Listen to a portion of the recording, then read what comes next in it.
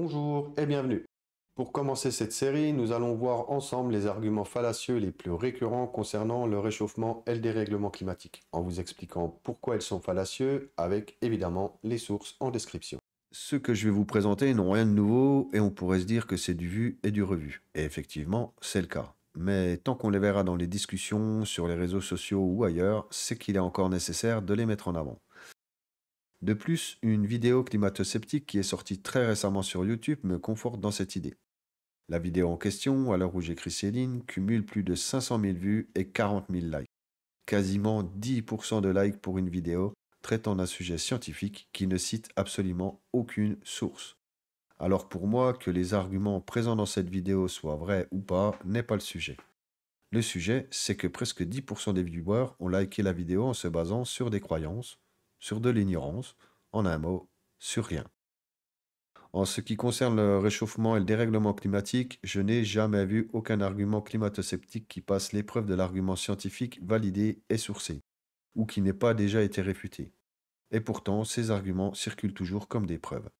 Alors peut-être en existe-t-il que je n'ai pas encore vu, et peut-être que l'évolution de nos connaissances remettra en cause certaines affirmations que nous faisons actuellement, mais à ce jour, je n'en connais pas.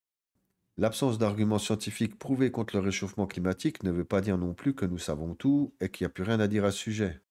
Nos connaissances scientifiques évoluant constamment, il y aura forcément des changements dans les explications. Et c'est très bien, c'est ainsi que la science fonctionne, en se remettant en question tout le temps. C'est sa force. Comme je l'ai dit, je n'ai encore jamais vu un seul argument climato-sceptique qui passe l'épreuve de la validation par un consensus scientifique et sourcé. Alors si quelqu'un pense en avoir un que je n'aurais pas encore traité, n'hésitez surtout pas à me le donner en commentaire. Hé, attends. Hein? C'est quoi la chaîne de la vidéo qui dit des vérités que tu veux pas entendre? Ah, salut Bob. J'espère que tu vas bien. Écoute, je suis pas sûr que ce soit une bonne idée de te donner le lien de cette vidéo. Ah ouais, je vois, la censure des voix critiques. Non, pas de censure, pas de censure. Et puis, malin comme t'es, tu vas trouver, j'ai confiance en toi. Et t'inquiète pas, si tu regardes souvent du contenu avec des voix critiques, l'algorithme il va finir par t'en proposer. Ah, c'est cool. Ouais, t'inquiète pas, ça va aller. Allez, prends soin de toi, Bob, hein. Ciao. Je vous laisse avec un superbe exemple, celui de l'éminent journaliste Pascal Praud. Et comme je ne sais pas s'il est menteur ou incompétent en la matière, je ne dirai pas qu'il utilise un sophisme, je vais partir du principe que c'est juste un paralogisme.